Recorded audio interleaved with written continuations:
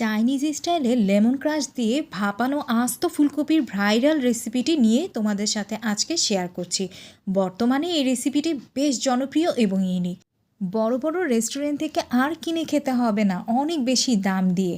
এখন নিজেই ঘরে বানিয়ে নিতে পারবে চাইনিজ স্টাইলে আস্ত ফুলকপি ফ্রাই উইথ লেমন ক্রাশ। তো চলে যায় মূল রেসিপিতে।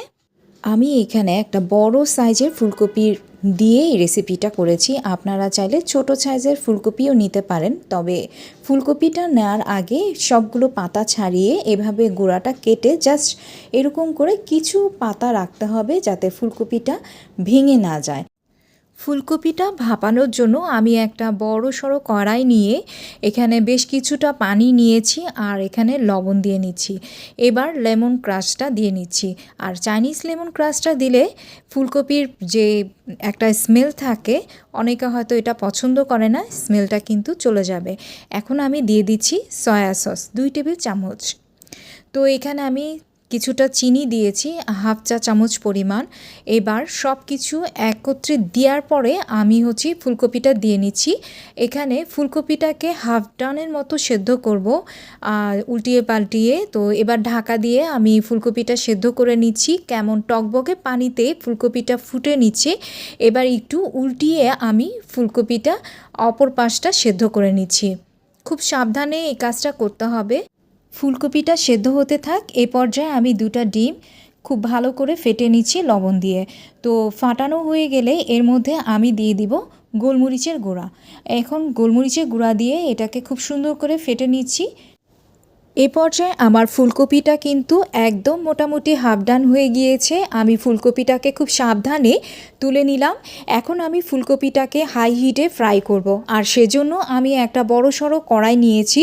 এই ফ্রাই প্যান কড়াইতে বেশ খানিকটা তেল নিয়ে নিচ্ছি। এখানে আমি রেগুলার রান্নার তেলটাই ইউজ করেছি। আপনারা চাইলে মাস্টার অয়েলটাও ব্যবহার করতে পারেন। এই পর্যায়ে আমি তেলটা দেখব যে কতটুকু গরম হয়েছে। হাই হিটে ফ্রাই করার জন্য তেলটা উপযুক্ত হলেই আমি ফুলকপিটাকে ফ্রাই করে নিব।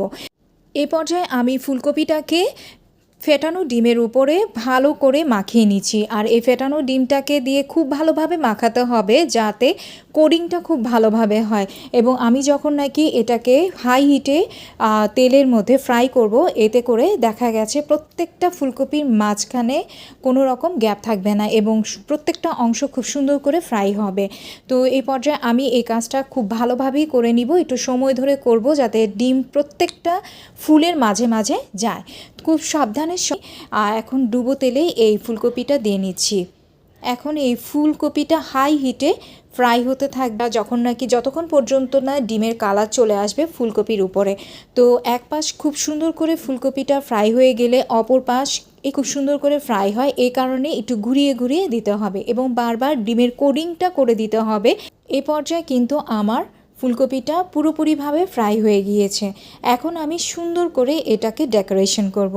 এই ডেকোরেশনে আসলে যার যার মতো যার যার ইচ্ছা অনুযায়ী করা যায়। তো এই ক্ষেত্রে কিন্তু আমি এইখানে চিলি সসটা ইউজ করেছি। আর চিলি সসটা দিলে কিন্তু এটা খেতে অসাধারণ লাগে। এর পর্যায়ে চিলি সস প্লাস আমি ডেকোরেশনের জন্য সেদ্ধ ডিমের কুচি আর দিয়ে নিচ্ছি ক্যাপসিকাম। তো এ পর্যায়ে যার যার ইচ্ছা অনুযায়ী যে যেভাবে ডেকোরেশন করতে পারে। তো সত্যি কথা বলতে ফুলকপিটা এমনিতেই ডেকোরেশন ছাড়াই খেতে অসাধারণ। তো বাসায় কিন্তু অবশ্যই ট্রাই করবে। এই শীতের সবজি ফুলকপির রেসিপিতে মিস করা যাবে না, অসাধারণ। আর চাইনিজ রেস্টুরেন্টে আর এখন দাম দিয়ে খেতে হবে না।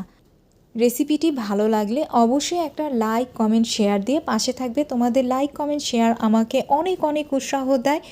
নতুন রেসিপি দেখার জন্য আমন্ত্রণ রইল সবাইকে। আবারও আল্লাহ হাফেজ।